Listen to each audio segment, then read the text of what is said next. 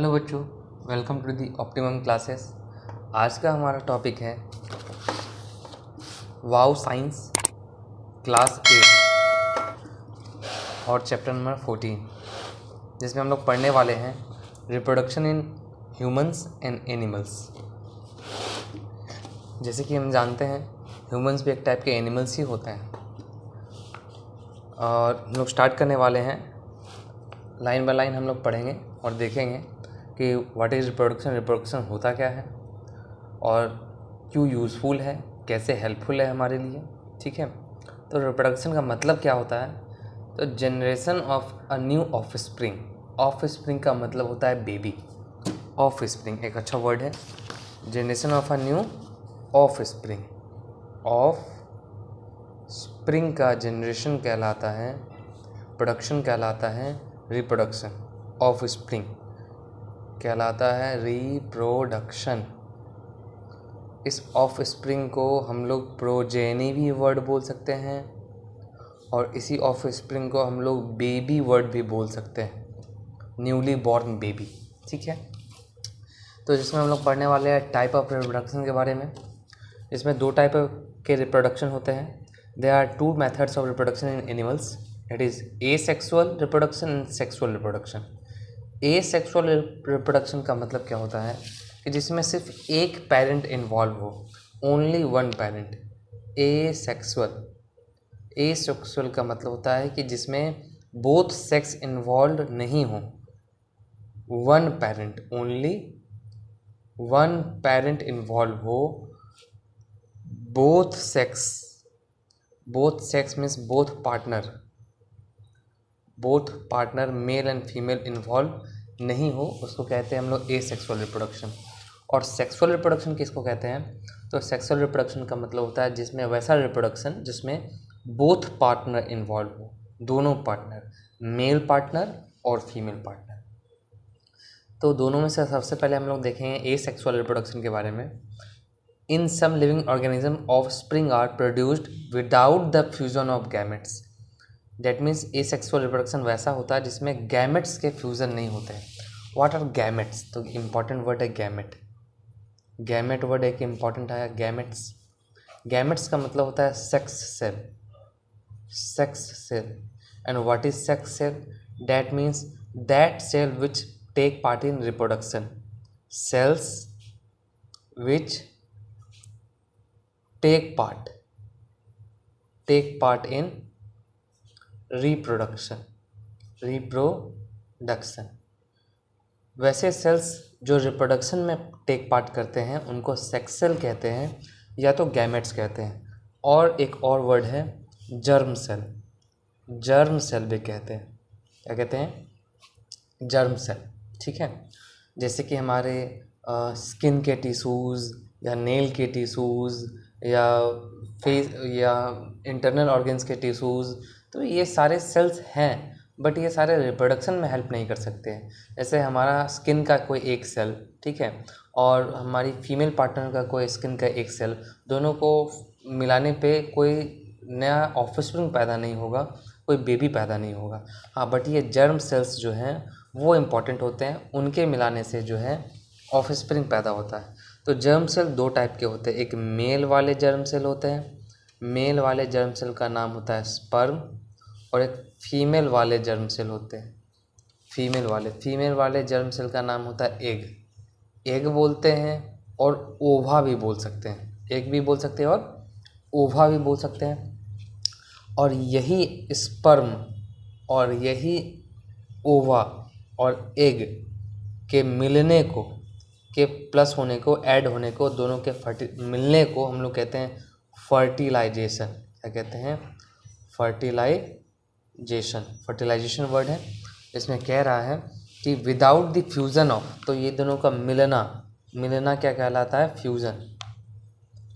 Without the fusion of, और ये fusion मतलब फर्टिलाइजेशन, फ्यूज़न के मिलने को प्रोसेस को ही कहते हैं हम लोग फर्टिलाइजेशन। यानी विदाउट फर्टिलाइजेशन ये जो है हमारा ऑर्गेनिज्म ऑफ स्प्रिंग, ठीक है, हमारा ऑफ स्प्रिंग बन जाता है। Without both parent, the parent it self reproduce the organism, यानी एक ही पेरेंट खुद में रिप्रोड्यूस कर जाते हैं अपने सेल्स को रिप्रोड्यूस कर लेते हैं without involvement of the partner, कोई दूसरे पार्टनर का इन्वॉल्वमेंट नहीं होता। The offspring thus produced has identical genes like parents, ठीक है। तो जो ऑफस्प्रिंग पैदा होता है उसमें आइडेंटिकल जीन्स होते हैं। अब ये वर्ड समझेंगे जीन क्या होता है, ठीक है। तो जीन एक हमारा ऐसा पार्ट होता है बॉडी में, बात समझेंगे, जीन, ठीक है। जीन एक्चुअली में एक इन्फॉर्मेशन है, एक इन्फॉर्मेशन है। और which type of information, body को कैसा बनना है, बॉडी ह्यूमन होगा या कोई एनिमल होगा, या ह्यूमन होगा तो वो मेल होगा या फीमेल होगा, वो लंबा कितना होगा, वो छोटा कितना होगा, ठीक है, उसका बॉडी डिज़ाइन कैसा होगा, ये सारी इन्फॉर्मेशन जीन कहलाते हैं, ठीक है। और ये जीन कैसे बनता है, तो ये एक केमिकल कंपोजिशन है, ठीक है। जो कि ये केमिकल कंपोजिशन होता कहाँ पे है, तो डीएनए में होता है। आई थिंक सो कि आप सब बच्चे ने डीएनए का नाम सुना होगा। ये डीएनए बॉडी के हर एक सेल्स में, एवरी सेल्स में पाया जाता है। कब पाया जाता है, एवरी सेल्स में, हर सेल में डीएनए है और डीएनए के ऊपर जीन लगा हुआ है। यानी जो डीएनए बना है वो कुछ केमिकल से बना है और उस केमिकल के अरेंजमेंट को हम लोग जीन कहते हैं। वो जीन एक इन्फॉर्मेशन है, ठीक है। जो अगर किसी बच्चे को ये बात समझ में नहीं आई होगी तो वो कमेंट में हमसे पूछ सकते हैं, इस पर डिटेल्ड वीडियो बनाकर बताया जाएगा। After that, after developing into adult they are separated from parent, for example hydra and yeast. तो एग्जांपल्स हमने फ़ोटो में देखा कि देखिए एक हाइड्रा है, हाइड्रा में एक छोटा सा बर्ड लाइक स्ट्रक्चर निकला, छोटा सा स्ट्रक्चर, कहीं से आउटग्रोथ, जैसे हमारा बॉडी यहीं पे सेल्स में कहीं से आउटग्रोथ हो गया, ठीक है। तो ये हाइड्रा है, इसमें एक छोटा सा आउटग्रोथ हो गया बॉडी में कहीं पे, जैसे फोड़ा फुंसी निकल के जाता है वैसा ही एक आउटग्रोथ हो गया। और उसके बाद फिर ये आउटग्रोथ जो है धीरे धीरे धीरे धीरे बड़ा हो गया, ठीक है। और बड़ा हो जाने के बाद देखिए नेक्स्ट स्टेप में ये है बॉडी से डिटैच हो गया। एक अच्छा होता है डिटैच, डिटैच का मतलब होता है अलग हो जाना। बॉडी से क्या हो गया, डिटैच, डिटैच हो गया, यानी बॉडी से अलग हो गया। और अलग होके ये दूसरा ऑर्गेनिज्म बन गया। इसमें कोई भी दो पेरेंट्स की इन्वॉल्वमेंट नहीं थी, ये अकेला था और अकेला ही इसके बॉडी ने ग्रो किया और ग्रो करके एक छोटा सा ऑर्गेनिज्म निकाल दिया और इसी को हम लोग इसका बेबी कहते हैं, ठीक है। और ये पेरेंट प्लांट से अलग हो गया। एग्जाम्पल्स में हमने देखा एक हाइड्रा है और ये ईस्ट है। हाइड्रा तो आपने फ़ोटो देख ही लिया है, और ईस्ट जो होता है उसको हिंदी में खमीर कहते हैं। ये ईस्ट बहुत ही इम्पोर्टेंट है, इसको बेकरी में यूज़ किया जाता है, पावरोटी वगैरह, ब्रेड वगैरह, केक वगैरह बनाने के लिए, ठीक है। बाइनरी फिजन, तो हमने बडिंग देख लिया, एसेक्सुअल में पहला था बडिंग, दूसरा है हमारा बाइनरी फिजन। बाइनरी फिजन क्या होता है बच्चों, it is the most common form of reproduction in prokaryotes. तो प्रोकैरियोट्स जो सेल्स होते हैं, हमने दो तरह के सेल्स पढ़े थे, प्रोकैरियोट्स एंड यूकैरियोट्स। प्रोकैरियोट्स यानी पुराने ज़माने के सेल्स और यूकैरियोट्स मतलब नए ज़माने के सेल्स, ठीक है। यहाँ पे याद रखना है प्रोकैरियोट्स और यूकैरियोट्स के बारे में। प्रोकैरियोट्स, प्रोकैरियोट्स, प्रोकैरियोट्स मतलब ओल्ड सेल्स, ओल्ड सेल्स, ठीक है। और यूकैरियोट्स, यूकैरियोट्स का मतलब होता है न्यू सेल्स या मॉडर्न सेल्स, ठीक है। न्यू सेल्स का मतलब ये नहीं कि ये आजकल पैदा हुआ है, ये भी हज़ारों सालों का है और ये लाखों सालों का, ठीक है, लाखों साल पुराना है। तो बात करते हैं, it is most common form of reproduction prokaryotes such as bacteria में होता है। In this reproduction process the organism divides into two individual, it occur in some single cell eukaryotes, ठीक है। For example amoeba and paramecium, amoeba और paramecium, ठीक है। तो amoeba देखिए यहाँ पे अमीबा है, एक अमीबा है और ये थोड़ा सा बड़ा हो रहा है, ठीक है। बड़ा होने के बाद सबसे पहले इसका दोनों न्यूक्लियस डिवाइड हुआ। क्या डिवाइड हुआ, न्यूक्लियस। ये एक सेल था और बीच में था न्यूक्लियस। ये न्यूक्लियस एक से पहले दो हो गया, फिर उसके बाद ये थोड़ा थोड़ा सा ऐसे, अगर ये आप आटा का लेई लेते होंगे तो उसको ऐसे थोड़ा सा दबाइए और उसको दो भागों में करके ऐसे करके तोड़ लीजिए, ठीक है। तो सिमिलरली ऐसा ही दो न्यूक्लियस में डिवाइड हुआ और बीच से ये चिपकता जाता है और धीरे धीरे दो ऑर्गेनिज्म में बदल जाता है। इसको कहते हैं हम लोग बाइनरी फिजन, ठीक है। बाइनरी मतलब दो बार डिवाइड हुआ, इसलिए बाइनरी फिजन। और इस बाइनरी फिजन के बाद एक पेरेंट सेल दो सेल्स में बदल गए और ये दोनों सेल्स का नाम है डॉटर सेल्स। ठीक है। अब बच्चे कुछ पूछेंगे कि सन सेल्स क्यों नहीं, क्योंकि बच्चों ऐसा ही पढ़ाया गया है तो आपको ऐसा ही समझना पड़ेगा। टू डॉटर सेल्स में डिवाइड हो गया। ठीक है। Some organism such as planaria produce asexually, तो प्लेनेरिया भी एक ऑर्गेनिज्म होता है। ठीक है। ये सारा का जो है फ़ोटो हम शेयर कर देंगे। ठीक है, आप कमेंट करें, हम फ़ोटो सबका शेयर कर देंगे। Reproduce asexually by fragmentation. ठीक है।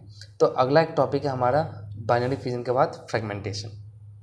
इन such a parent organism break into fragments, each fragment grow independently in a new organism. ठीक है। तो पहला हमने पढ़ा बडिंग। बडिंग में एक छोटा सा बड लाइक स्ट्रक्चर, यानी छोटा सा ग्रोथ हो जाता है और ये फिर बड़ा होकर बॉडी से अलग हो जाता है।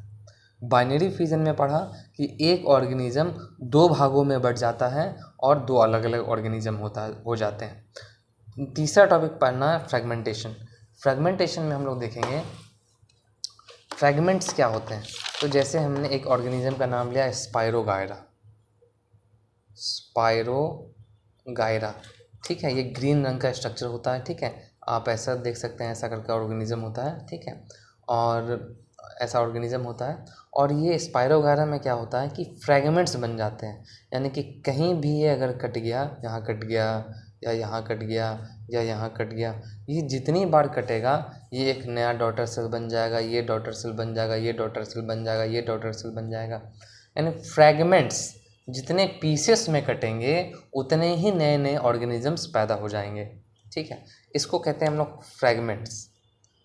फ्रेगमेंट्स कहते हैं, जितने फ्रेगमेंट्स होंगे ये नया ऑर्गेनिज्म बन जाएगा, ये नया बन जाएगा, ये नया बन जाएगा, ये नया बन जाएगा। ठीक है, और ऑर्गेनिज्म का नाम क्या है? स्पाइरोगायरा।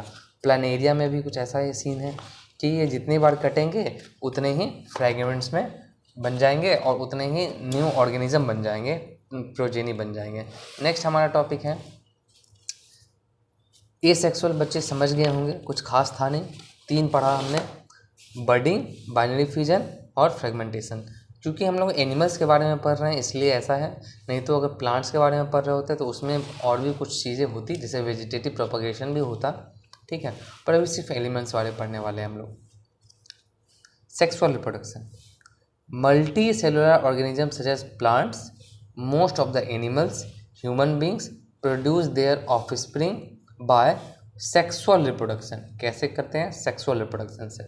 बच्चों बताया था मैंने, सेक्सुअल रिप्रोडक्शन का मतलब in which 2 parents are involve, 2 parent involve होते हैं। एक तो मेल होता है, एक होता है मेल, और एक होता है फीमेल। मेल और फीमेल के गैमेट्स मिलने से क्या मिलते हैं? गैमेट्स। दोनों के गैमेट मिलते हैं।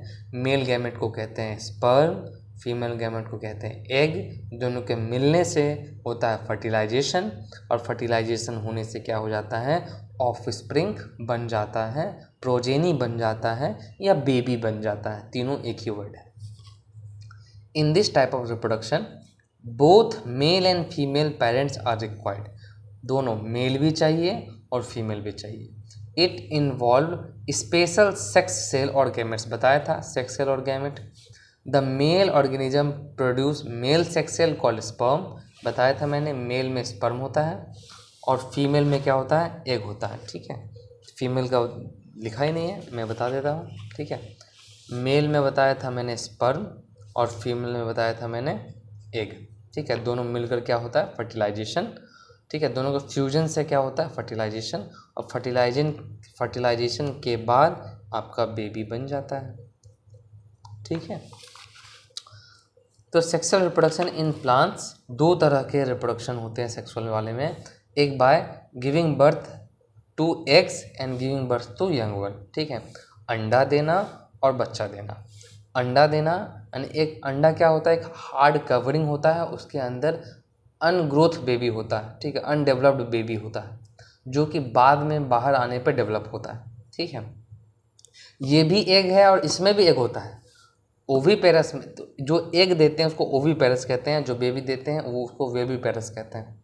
तो ओवी पैरस में भी एग होता है और वीवी पैरस में भी एग होता है, पर इसका एग जो है माँ बर्थ दे देती है, एग बाहर निकालती है अपने बॉडी से, इसलिए इसको ओवी पैरस कहते हैं। पर इसमें जो एग होता है वो अंडर में ही, बॉडी के अंदर में ही डेवलप हो जाता है और बेबी के रूप में बाहर आता है, समूचा बेबी हाथ पैर के साथ। तो ऐसे को हम लोग वीवी पैरस कहते हैं। ओवी पैरस मतलब एग देने वाला और वीवी पैरस मतलब बेबी देने वाला। Reproduction in oviparous animal, some animals that lay egg which hatch into offspring, such animals are called oviparous। जो अंडा दे और वो अंडा फूट जाए और उससे बेबी निकले, ऑफ स्प्रिंग निकले, उसको ओविपेरस कहते हैं। ठीक है, ओवी मतलब egg. Butterfly and some other flies, frog, fish, snake, bird etc या एट्सेट्रा आर ओविपेरस एनिमल्स। इन फ्रॉग, फ्लाइज, फिश, स्नेक, ये सारे ओविपेरस एनिमल्स हैं, ये सारे अंडा देते हैं। ठीक है,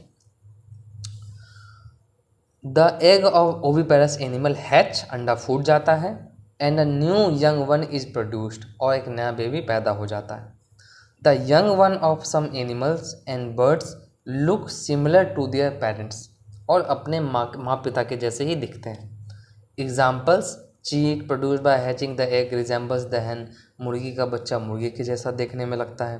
ठीक है, हाथी के जैसा तो नहीं लगता है। The young ones of some oviparous animals such as butterflies and frogs look different from their parents. ठीक है, लेकिन कुछ young ones of some oviparous animal, कुछ ओविपेरस एनिमल्स के जो बच्चे होते हैं वो अपने माता पिता से अलग दिखते हैं। क्यों दिखते हैं तो अभी पता चलेगा। ठीक है, तो सच एज बटरफ्लाइज, फ्रॉग, ये सारे अपने माता पिता से अलग दिखते हैं, लेकिन जब कुछ चेंजेस के बाद they undergo a series of changes called Metamorphosis, वो अपने माता पिता से अलग दिखते हैं, लेकिन कुछ चेंजेस होने के बाद वो अपने माता पिता जैसे ही दिखने लगते हैं, और ये चेंजेस जो टेक प्लेस होता है उनके बॉडी में, इनको कहते हैं मेटामॉर्फोसिस। ठीक है, किसको मेटामॉर्फोसिस कहते हैं फिर से समझेंगे। जैसे मैंने एक एग्जाम्पल देखा यहाँ बटरफ्लाई, तो बटरफ्लाई का जो एग है, एग के बाद ये कैटरपिलर बना, और ये कैटरपिलर जो है, ये लार्वा जो है, ये कैटरपिलर इसको कहेंगे, ये कीड़े की तरह दिख रहा है, इंसेक्ट की तरह दिख रहा है। ठीक है ना, कीड़ा है, पिल्लू जैसा दिख रहा है। ठीक है, पिल्लू जैसा, लेकिन ये तो बटरफ्लाई दिख रहा है, बहुत खूबसूरत।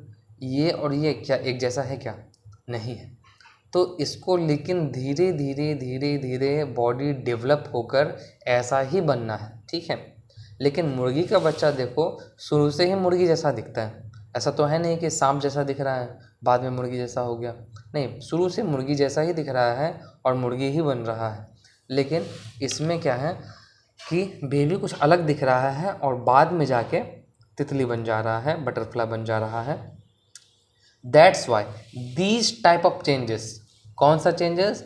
बॉडी बेबी में अलग होना, बेबी का बॉडी अपने पेरेंट्स से अलग होना, और धीरे धीरे बेबी का बॉडी चेंज होकर अपने पेरेंट्स के बॉडी की तरह बन जाना को हम लोग कहते हैं मेटामॉर्फोसिस। क्लियर है बच्चों? ठीक है, life cycle of a butterfly, butterfly का लाइफ साइकिल देखेंगे तो a female butterfly A lay eggs, it has 4 stage life cycle. ठीक है, तो बात करेंगे, एक बटरफ्लाई का 4 स्टेज का लाइफ होता है। ठीक है, सबसे पहले क्या बटरफ्लाई है, एग हुआ। ठीक है, एग के बाद लार्वा होता है। ठीक है, और ये क्रिसैलिस है, इसको लोग प्यूपा भी बोलते हैं, और उसके बाद फिर से बटरफ्लाई हो जाता है। ठीक है, देखेंगे पहला stage, egg develop into a caterpillar, egg caterpillar में डेवलप होता है, स्टेज 1। इस पिल्लू को, इस कीड़े को कैटरपिलर कहते हैं। ठीक है, लार्वा या कैटरपिलर एक ही वर्ड है। दे shed their skin 4-5 times as caterpillar grows, its skin become too light and split open, revealing a new large skin underneath। तो कहता है कि ये कैटरपिलर 2-4 बार अपना स्किन को बदलता है, और ये जब तक जैसा जैसा बड़ा होते जाता है अपना स्किन को बदलते रहता है। तीसरा है प्यूपा। प्यूपा क्या होता है देखेंगे समझेंगे। कैटरपिलर जो है जब थोड़ा सा बड़ा हो जाता है तो ये अपने मुंह से, अपने माउथ से सलाइवा निकालता है। ठीक है, एक ऐसा सेक्रेशन सलाइवा निकालता है। ठीक है, once fully grown the caterpillar form itself into a pupa. Pupa होता क्या है, a kind of vessel in which the caterpillar changes into butterfly. ठीक है, तो ये जो लार्वा है ये अपने माउथ से सलाइवा निकालता है, लार निकालता है, और ये लार इसी के बॉडी के ऊपर जो है जमा हो जाता है और एक कवर की तरह बन जाता है, चिपचिपा हो जाता है, चिपचिपा और एक कवर की तरह बन जाता है और ऐसा दिखने लगता है कवर की तरह। और एक कवर के अंदर जो है ये कैटरपिलर रहता है जिंदा, और धीरे धीरे धीरे धीरे इस कवर के अंदर ही वो ग्रो करता है। और जब ये कवरिंग फटता है, ठीक है, during this time a harden case form around the pupa to protect it from predator in extreme weather condition. ये इसको एटमॉस्फेरिक कंडीशन से बचाता है। प्रेडेटर मतलब यानी किसी वैसे जानवर से बचाता है जो इसको खा जाए, उससे बचाता है। और धीरे धीरे इसके अंदर जो है कैटरपिलर ग्रो करते रहता है, और ग्रो करते करते ये फिर ये फट जाता है और प्यूपा स्प्लिट। फोर्थ स्टेज क्या है? Pupa split and butterfly comes out. Pupa फट जाता है और बटरफ्लाई बॉडी के बाहर आ जाता है। और ये हमारा एडल्ट, इसको मोथ भी कह सकते हैं, मोथ भी कहते हैं और बटरफ्लाई भी कहते हैं। ठीक है, तो ये बटरफ्लाई बन जाता है। यही है life cycle of a butterfly. 4 stages में बनी होती है, आपको ये याद रखना है कि 4 स्टेजेस में होता है। जनरली फ्रॉग में भी देखेंगे, फ्रॉग में भी पहले एग होता है। फीमेल फ्रॉग जो है बॉडी से बाहर, देखो एक इम्पॉर्टेंट टॉपिक है एक्सटर्नल फर्टिलाइजेशन, ठीक है, जिसके बारे में डिस्कस करेंगे हम लोग। तो एग जो है, फीमेल फ्रॉग ले egg outside the body, body के बाहर अंडा देती है फीमेल फ्रॉग, और उसके बाद मेल भी जो है अपने बॉडी के बाहर स्पर्म निकाल देता है। और ये कहाँ होता है? तो हवा में नहीं होता है, पानी में होता है। ठीक है, याद रखना, पानी में होता है। और पानी में ही ये एग को रिलीज़ कर देती है। कौन? मेढक, फीमेल मेढक।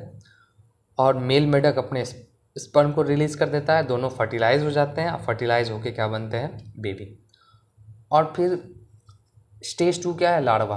तो ये एग से क्या बनता है? टैडपोल बनता है। टैडपोल बोलेंगे या लार्वा बोलेंगे, एक ही बात है। टैडपोल देखो कैसा सांप की तरह दिखता है ना। तो egg develop into larva which does not look like frog. अभी बताया था कि फ्रॉग का जो बेबी होता है वो फ्रॉग जैसा नहीं दिखता है, ठीक है। और ये कुछ चेंजेस के थ्रू क्रॉस करता है। उसके बाद ये फिर थर्ड स्टेज में क्या बन जाता है? तो एडल्ट फ्रॉग बन जाता है। तो मेढक से एग, टैडपोल और फिर फ्रॉग, ये फ्रॉगलेट भी है। तो ये टैडपोल है, टैडपोल में फिर 2 पैर आया, फिर 4 पैर आया, और फिर क्या बन गया? मेढक। तो फ्रॉग में भी सेम केसेस है जैसे कि बटरफ्लाई में था। बस हमने क्या सीखा कि transformation of larva into an adult through a series of drastic change. Larva का एडल्ट में बदल जाना कैसे? तो बहुत सारा चेंजेस के कारण, ड्रास्टिक चेंजेस के कारण, उसको हम लोग मेटामॉर्फोसिस कहते हैं। यानी बॉडी में चेंजेस आना, बॉडी डिफ्रेंशिएशन होना, बॉडी में चेंजेस आना, और वो अपने एडल्ट पेरेंट की तरह दिखने लगना, बेबी का मेटामॉर्फोसिस कहलाता है। तो इम्पॉर्टेंट है बच्चे, इसको याद कर लेना है। रिप्रोडक्शन में वीवी पोरस का बात करेंगे तो वीवी पोरस में कैसे रिप्रोडक्शन होता है, इसका वीडियो नेक्स्ट बार बनाया जाएगा। आप लोगों के जब आप लोग कमेंट करोगे और आप लोग वीडियो की रिक्वेस्ट करो कि वीडियो डालनी चाहिए, तो आपको ये वीवी पेरस का भी वीडियो बनाया जाएगा, जिसमें अच्छे से आपको रिप्रोडक्शन इन ह्यूमन बीइंग समझाया जाएगा, page bye page, line by line. ठीक है, थैंक यू बच्चों, बाय बाय।